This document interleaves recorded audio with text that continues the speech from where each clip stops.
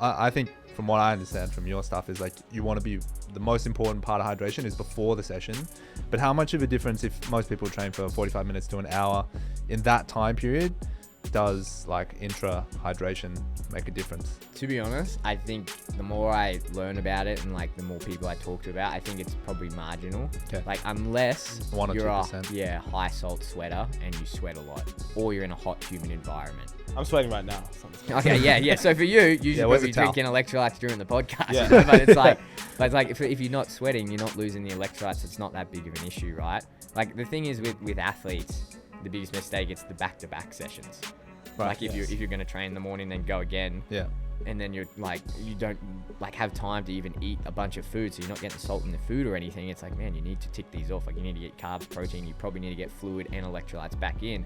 Otherwise, that session at night time is going to be mud. Like you'll get through it, but it's like, we'll step back and look at the big picture. Like every training is like a stimulus for a certain adaptation, right? Yep. And you want to put your body in the best environment for that adaptation. And you think if you do that 365 sessions a year and you do it for half of them, yeah, you probably get like, you still get the adaptation, but you've just missed out on half of it, you know? So that's the way I think about it. It's like, yeah, you'll probably grind out the session, but are you getting the most out of yourself? And then times that by 5-10 years of training, Yeah. then all of a sudden you got old mate who's the UFC world champion and old mate that can't crack it.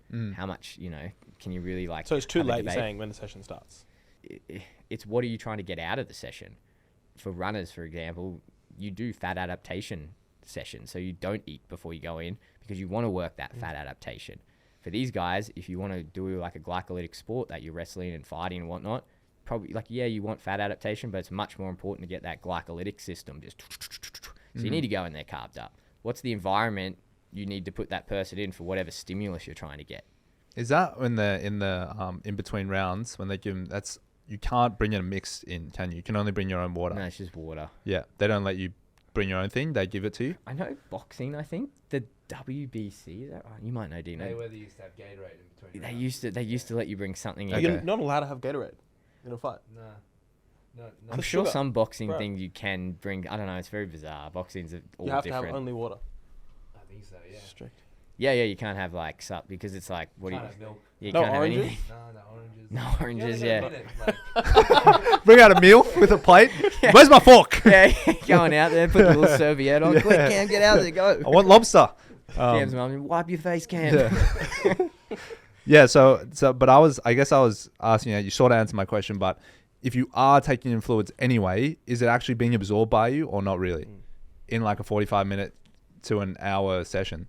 For sure. If you say you did two different sessions and one you didn't drink anything and then one you drank, the session you drank, you'd finish way more Even hydrated. if it was in the session, yeah. If it was in the Yeah. session, for sure. Okay. Whether or not that has a performance difference, it's dependent. Everyone has a different level where, like, you read the literature and everyone says, 2% dehydration is when you get all this. Yeah, I've read that stuff. That's yeah. not true. Like, it's Okay. different for everyone. Some people can operate really well at 5%. Some get to 1 or 1.5 and then they're just cooked.